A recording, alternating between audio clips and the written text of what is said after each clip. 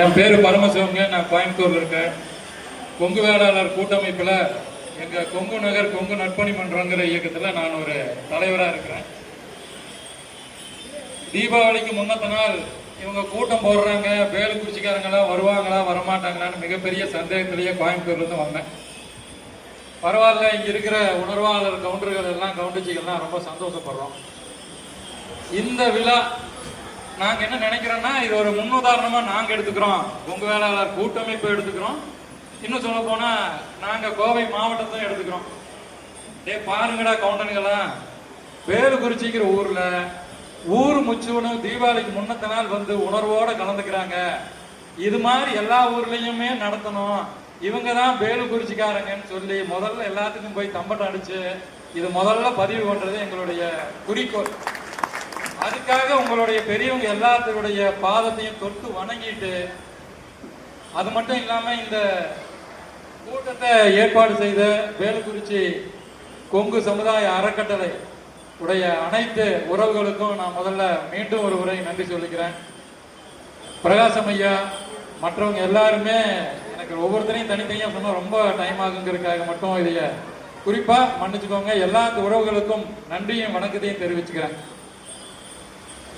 இனி சப்ஜெக்டுக்குள்ள வருவோம். ஏன்னா பாராட்டியாச்சு, அப்புறம் என்னெல்லாம் பண்ணணும்னு நம்ம சொல்லுவோம் இல்லையா. கொங்கு வேளாளர் கவுண்டர்கள் மிகப்பெரிய நிலம் சுவார்ந்தார்கள். அந்த காலத்துல இருந்து இந்த காலம் வரைக்கும். இன்னைக்கு ஒரு ஏக்கரா வித்தாலும் 2 கோடி ரூபாய் பணம் செய்யறேன், சந்தோஷம். ஐயா அவங்க ஆடிட்டர் ஐயா மாதிரி இந்த ஊருக்குள்ள 50 ஆடிட்டர் இருப்பாங்க, சந்தோஷம். ஐயா ஆசிரியர் இருந்தாங்க, ஆசிரியர் 100 ஆசிரியர் இருக்கிறாங்க, ரொம்ப ரொம்ப சந்தோஷம், வழி நடத்துறாங்க.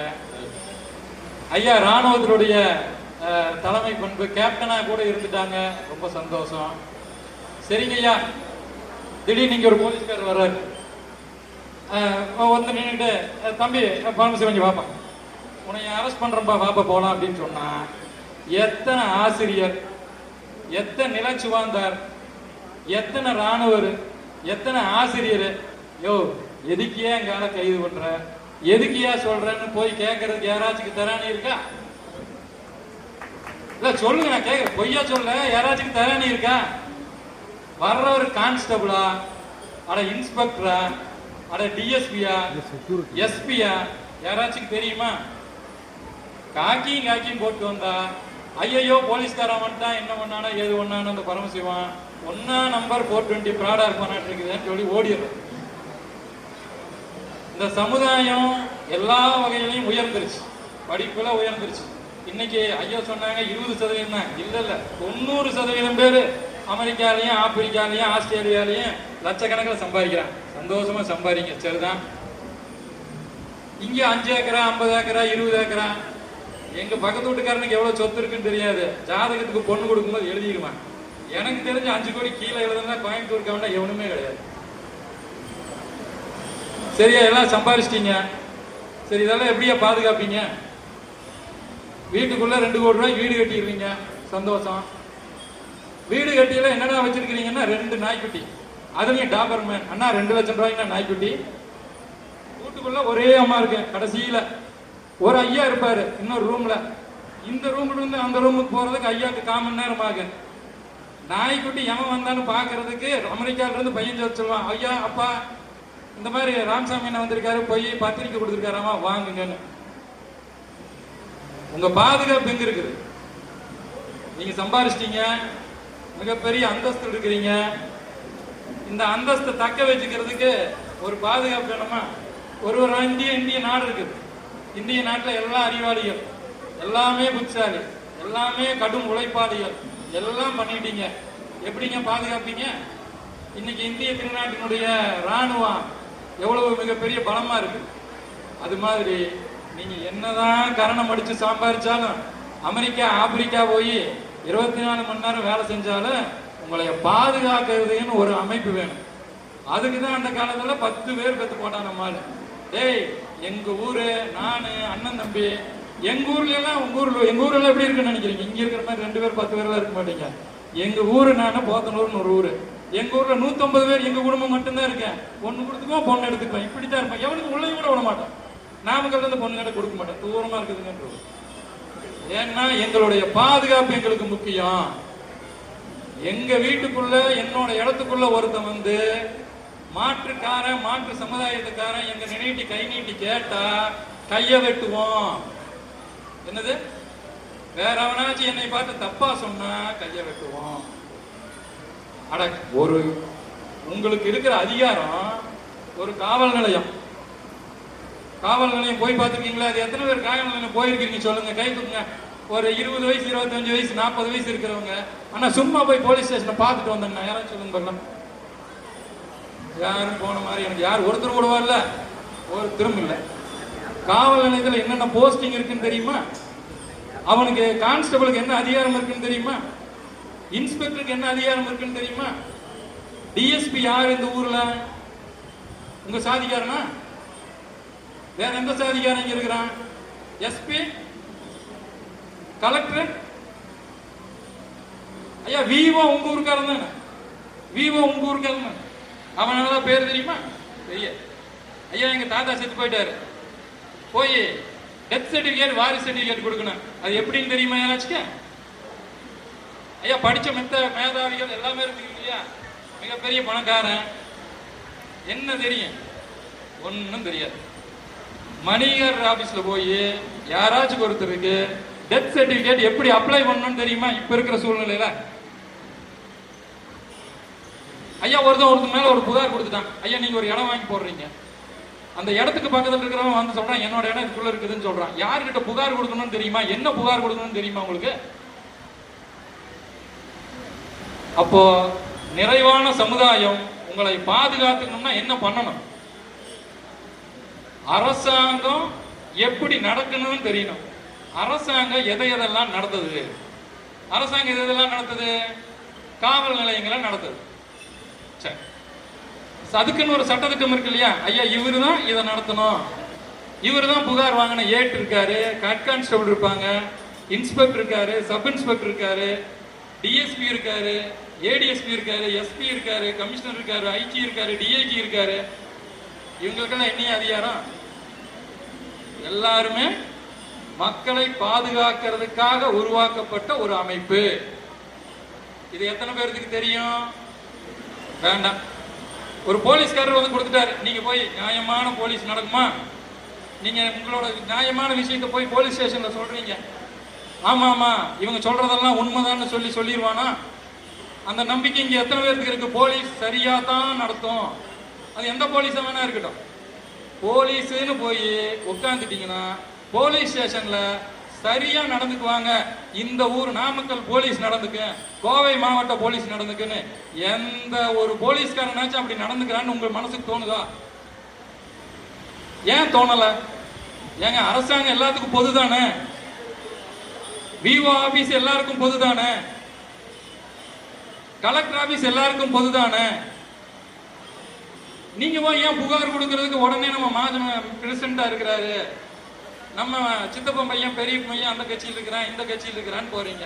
அந்த கட்சிக்காரன் யாராச்சும் ஒரு நாள் ஜாதி சண்டை ஜாதி பிரச்சனை அப்படின்னு சொன்னா, அதிமுக இருந்தாலும் சரி திமுக இருந்தாரு எந்த கட்சியில் இருந்தாலும் கட்சிக்காரன் உடனே வந்து ஐயா சாதிக்காக நான் நிக்கிறேன், ஐயா நீ பண்ணது நியாயம், நீ சாதிக்காக கூட நிக்க வேண்டாம், நீ பண்ணது நியாயம், அதனால உன் பக்கம் நிக்கிறேன், உனக்காக எங்க கட்சியில் இருக்கிறவன் போராடுவான்னு சொல்லி என்னைக்காச்சும் ஒரு நாள் போராடி இருக்கான அவங்களோட? அப்போ போராடாத ஒரு நம்ம சமுதாயத்தை சார்ந்தவன், நம்மளுக்காகவே உருவாக்கப்பட்ட அரசாங்கத்தினால பொதுமக்களுக்காக பொதுமக்களுடைய உரிமைக்காக பாதுகாக்கிறதுக்காகவே உருவாக்கப்பட்ட காவல் நிலையம், VO office, collector office, DRO office எல்லா அலுவலகமும் உங்களுக்கு சரியான முறையில தீர்வு கிடைக்கலன்னு சொன்னா அதை தட்டி கேட்கணும்னா என்ன பண்ணணும்? நீங்க ஒரு அரசாங்க அலுவலரா மாறணும். ஐயா சொல்ற மாதிரி ஆசிரியரா பண்ணீங்கன்னா 50 பேர்த்த பயன்படுத்தலாம், தப்பா இருக்கலாம். இதே ஒரு காவல் நிலையத்தில் ஒரு கான்ஸ்டபிளா இருந்தாங்கன்னா, ஒரு இன்ஸ்பெக்டரா இருந்தாருன்னா, ஒரு டிஎஸ்பியாவோ விஓவோ இருந்தாங்கன்னா அரசாங்கத்துறையில நம்மால இருந்தா சாதி உணர்வோட வேலை செய்யறான். இன்னைக்கு இருக்கிற எல்லா சமுதாயத்துக்காரங்களும் அதை நோக்கி அடியெடுத்து வச்சு 93 நம்ம பிற்படுத்தப்பட்டோருக்கு இடஒதுக்கீடு வழங்கப்பட்ட நாள் இருந்து இதுக்கான முயற்சி எடுத்து அதுக்கான அதிகாரத்தை பயன்படுத்தி அந்த அதிகாரத்தில் வந்து உட்கார்ந்துட்டான். இன்னைக்கு உங்க ஊருக்குள்ள எத்தனை இடத்த அவன் கோயில் நிலம்னு சொல்லி, உங்க பட்டா பூமி இருக்கும், பட்டா நிலங்கள் நிறைய இருக்கும், கோயில் பூமின்னு சொல்லி அதை 0 பட்டா பண்ணி வச்சிருப்பான். உங்களால காசு கொடுத்ததை நீங்களால போய் பண்ணவே முடியாது. யாரு பண்ணறா இதுக்கு பகுதியான யார் தெரியுங்களா? தாசில்தார். ஒரு தாசில்தார் நினைச்சாருன்னா பழைய ரெக்கார்டு எடுத்து அதையே உங்க பூமியை இன்னைக்கு பட்டா வச்சிருக்கிற உங்க தோட்டத்தை கோயில் நிலம்னு மாத்தி 0 பட்டான்னு பண்ணிட்டு போயிடலாம். அதுக்கு உங்க தலைமுறை 3 தலைமுறை பாடுபடணும், கோர்ட்டு படியாருன்னு உங்க வாழ்க்கையை அழிச்சிடலாம். அப்படி அழிக்கிறான்னு எப்படி எதுக்காக சொல்றோம்? இதைய திட்டமிட்டு நிலச்சுவாந்தார்களாக இருக்கக்கூடிய நில உடைமையா வச்சிட்டு இருக்கிற கவுண்டர் சமுதாயத்தை அழிக்கணுங்கிறதுக்காக திட்டமிட்டு ஒரு குரூப், பெரிய குரூப் பண்ணிட்டு இருக்கிறாங்க. நிலம் உங்களுக்கு இல்லைன்னா இது என்ன சொல்றீங்க நீங்க? இந்த மண்டலத்தை கொங்கு மண்டலம் சொல்றீங்க. கொங்கு மண்டலம்னா கவுண்டர்களுடைய மண்டலம் சொல்றோம். இன்னைக்கு இதுல முக்கியமா நடக்குது என்ன நடக்குது? ஓரங்காடுல இருக்கக்கூடிய தோட்டத்தில் இருக்கக்கூடியவனை வெட்டி அந்த பணத்தை தூக்கிட்டு போறான். வேற ஏதாச்சும் ஊர்ல நடக்குதுங்களா? இதே மதுரையில நடக்குதா? திருநெல்வேலியில நடக்குதா? ஊருக்குள்ள போனா வெளியே வர முடியாது, வெட்டி வீசிடுவான். அந்த இனங்களை கண்டுபிடிச்சு வேற இருக்கணும்னா நீங்க அதுல வரக்கூடிய சந்ததிகளை நீங்க படிக்க வைங்க.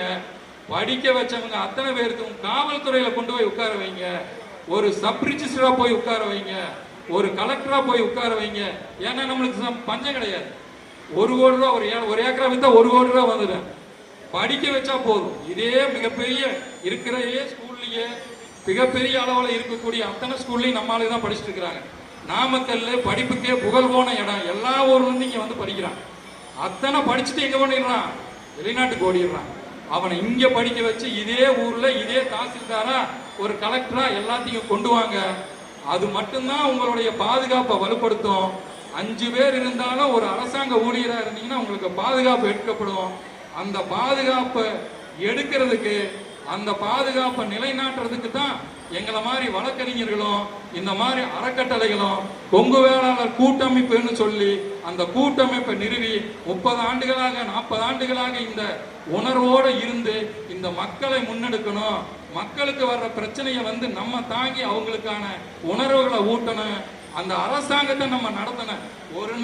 ஒரே ஒரு நாள் நம்ம ஊர்ல எல்லா ஊர்லயும் கெடா வெட்டு போட்டுட்டு இருந்தோம். ஒரு அரசாங்கம் வந்துச்சு, இனிமேற்கொண்டு பலியிடக்கூடாது, கெடாய வெட்டக்கூடாதுன்னு ஒரே ஒரு உத்தரவு போட்டாங்க. அடுத்த நாள் இருந்து துப்பாக்கி ஏந்திய பாதுகாப்பு எல்லா கோயிலையும். வெட்டுனா ஜெயிலுக்குள்ள போட்டான். நம்ம போய் வெட்டணுமா? இல்ல. அதை மீட்டெடுக்கிறதுக்கு நம்ம போராட்டம் பண்ணணும், ஆர்ப்பாட்டம் பண்ணணும். அதுக்கப்புறம் தான் வந்துச்சு.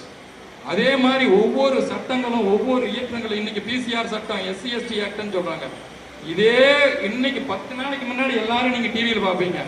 உயர் நீதிமன்றம் எல்லா தப்பையும் தட்டி கேட்டு அந்த கான்ஸ்டிடியூஷன் அத்தாரிட்டின்னு சொல்லக்கூடிய ஜட்ஜு இருக்கக்கூடிய உயர் நீதிமன்றம், இந்தியா திருநாட்டில் தமிழ்நாட்டினுடைய உச்ச அதிகாரம் படைத்த சட்டத்தை நிலைநாட்டுகிற 5ஆம் தூணா இருக்கக்கூடிய சட்ட இதுக்குள்ள ஒரு கட்சியை சேர்ந்தவங்க 50 பேர் சேர்ந்து ஒரு ஆள் அடிக்கிறாங்க.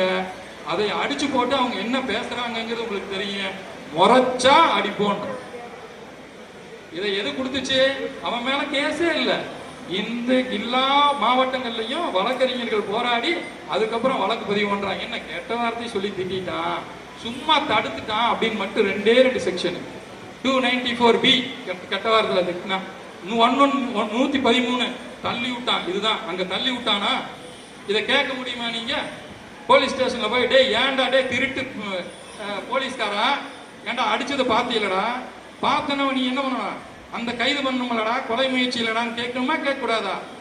இதுக்கும் ஒரு 50 பேர், வெறும் 50 பேர் உள்ள கோர்ட்டுக்குள்ள போய் அடிக்கிறான். அது யார், எந்த சமுதாயம் வேணா இருக்கட்டும். சமுதாயத்தை நான் தப்பா சொல்லிங்க, சமுதாய ரீதியா பேசுறாங்கன்னு சொல்லுவாங்க. அது தப்பு. நீங்க பண்ணாலும் நான் பண்ணாலும் எல்லா இடத்துல பண்ணாலும் சட்டத்தை மீறி பண்ணக்கூடாது. அதுதான சட்டம். அப்போ ஒரு குரூப்பா இருக்கிறவன் சேர்ந்து உங்களை என்ன வேணா பண்ணலாம். எனக்கும் நடக்கலாம், நாளைக்கு உங்களுக்கும் நடக்கலாம். இதை எப்படி பாதுகாத்துக்குவீங்க? இதை போராட்ட வடிவங்களை மாத்தணும். எப்படி மாத்துவீங்க? இதே ஒரு நிகழ்ச்சி நம்ம ஊர்ல நடந்துச்சு. நான் வந்திருந்தேன் அந்த நிகழ்ச்சிக்கு. பீஸ் கமிட்டி போட்டாங்க. பீஸ் கமிட்டியில போய் பேசணும். நான் தான் பேசினேன். HRNC சொல்லி சட்டம் பேசுறான், கலெக்டர் சட்டம் பேசுறான், DRO சட்டம் பேசுறான், RTO சட்டம் பேசுறான்.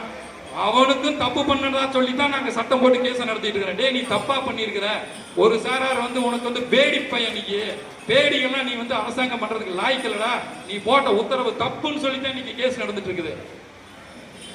இந்த விஷயத்தை ஒவ்வொருத்தரும் நீங்க தெரிஞ்சுக்கணும். அன்னைக்கு நான் இதே மாதிரி ஊருக்குள்ள நிறைய பேர்கிட்ட பேசி இருக்கிறேன், இன்னும் பேசுவேன். ஏன்னா கொங்கு வேளாளர் கவுண்டர்கள் எங்கெல்லாம் பாதிக்கப்பட்டாலும் எங்களை மாதிரி உணர்வாளர்கள், உங்களை மாதிரி உணர்வாளர்கள் தட்டி கேட்கணும். அதுக்கு இது ஒரு முன்னுதாரணமா ஒரு அறக்கட்டளையை செயல்படுத்தணும். இந்த மாதிரி ஒரு அறக்கட்டளைக்கு நீங்க முழு ஒத்துழைப்பு கொடுக்கணும். அது மட்டும் இல்லாம ஐயா சொன்னாங்க, வயசானவங்க வந்திருக்கிறீங்க, வயசானவங்கனாலதான் நாங்க நல்லா இருக்கிறோம். எங்க அப்பா அம்மா இன்னைக்கு எங்க வீட்டை பாத்துக்கிறாங்க, அதனால இன்னைக்கு தைரியமா நான் இங்க பேசுறேன். எனக்கு என்ன நடந்தாலும் எங்க வீட்டுல பாத்துக்குவாங்கிற தைரியம், அந்த தைரியத்தை கொடுங்க. உங்களுடைய குழந்தைகளை, அடுத்த பையன் 50 வயசு இருப்பார், அவர் அனுப்பிச்சுடுங்க அடுத்த கூட்டத்துக்கு. அதுக்கப்புறம் பேரம்பேத்தி அனுப்பிச்சுடுங்க. சட்டம்னா என்ன தெரிஞ்சுக்கோங்க, அரசாங்கம் என்னன்னு தெரிஞ்சுக்கோங்க. உங்களுடைய வாழ்க்கை மட்டும் பணம் சம்பாதிப்பது மட்டும் வாழ்க்கையாக இருக்காம, இந்திய ராணுவம் மாதிரி 100% 100 ரூபாய் சம்பாதிச்சா 20% அந்த ராணுவத்துக்கு ஒதுக்குது. அதே மாதிரி நம்மளுடைய பாதுகாப்புக்காக செயல்படுற இந்த மாதிரி அறக்கட்டளைகளுக்காகவும் இந்த மாதிரி செயல்படுற ஒவ்வொரு தனிநபர் இந்த ஊர்ல இருப்பாங்க. சபரி இருக்காங்க, பிரகாஷ் ஐயா இருக்காங்க, ஐயா அவங்க பேரெல்லாம் தெரியல, அவங்க எல்லாம் ஒரு 5 பேர் பொதுவா செய்வாங்க. அவங்களுக்கு என்ன நடந்தாலும் இந்த ஊர் பொதுமக்கள் இந்த அறக்கட்டளை சார்பா நீங்க எல்லாரும் ஒரு ஆதரவு கொடுக்கணும். இந்த ஆதரவுனாலதான் மற்றவங்களால வர முடியாட்டி இந்த ஆதரவு கொடுங்க. அதன் மாதிரி கேட்டுக்கிட்டு இந்த மாதிரி நிறைய டைம் எடுத்துக்கிட்டோம். அதனால இன்னும் நிறைய விஷயங்கள் பேசணும், புரிய வைக்கணும். ஆனாலுமே இந்த குறுகிய காலகட்டமாக இருப்பதால் அனைவருக்கும் மீண்டும் ஒருவரை நன்றி கூறி விடைபெறுகிறேன். இதே மாதிரி இந்த கூட்டத்துல இன்னும் ஒரு அறிவிப்பையும் நாங்க சொல்லிக்கிறோம்.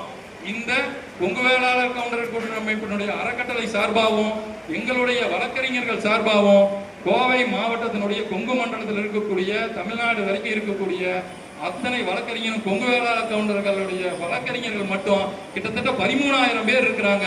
எல்லாத்தையும் ஒருங்கிணைச்சிருக்கிறோம். எந்த உதவி, இந்த மாதிரி உதவிகள் இருந்தாலும் நாங்க செஞ்சு தர தயாரா இருக்கிறோம். யாருமே அணுகிறது இல்லைங்கிறதான் குற்றச்சாட்டு. அணுகுனா முழுமையா எல்லாம் செஞ்சு கொடுப்போம். IAS படிக்கணுமா சொல்லுங்க, கோவை மாவட்டத்தில் சென்னை மாகாணத்துல இதே இலவசமா சாப்பாடு போட்டு படிக்க வச்சு கொடுக்குறாங்க. இதே போலீஸ் டிபார்ட்மெண்ட்ல சேரணுமா, கோவை மாவட்டத்தில் ரத்னமையா கூட்டமைப்பினுடைய செயற்குழு மெம்பரா இருக்காரு, ரிட்டையர்டு SP அவர் தலைமையில PRS கிரவுண்ட்லயே அத்தனை ட்ரைனிங் கொடுத்து ஆணா இருந்தாலும் சரி பெண்ணா இருந்தாலும் சரி இலவசமா படிக்க வச்சு அந்த சமுதாய ரீதியா இருக்கக்கூடிய காவல்துறைக்கு அனுப்புறோம்.